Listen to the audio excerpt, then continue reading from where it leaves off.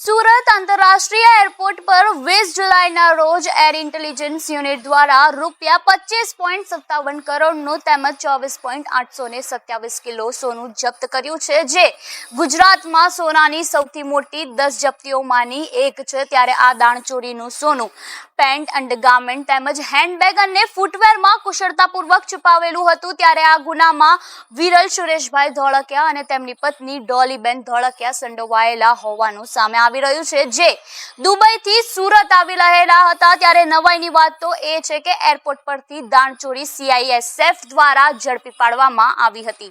ત્યારે આ પરથી એવું લાગી રહ્યું છે કે કસ્ટમ વિભાગ દ્વારા ઊંઘતા હશે। ત્યારે કસ્ટમની તપાસ અને કોર્ટની કાનૂની પ્રક્રિયા પૂર્ણ થયા બાદ ઈડી અને DRIની ટીમ પણ આ મામલે સામેલ થઈ જશે, જે મની લોન્ડરિંગ અને હવાલા કૌભાંડનો પણ પર્દાફાશ કરી શકે છે। ત્યારે આપનું આ મોટી દાણચોરી અંગે શું કહેવું છે?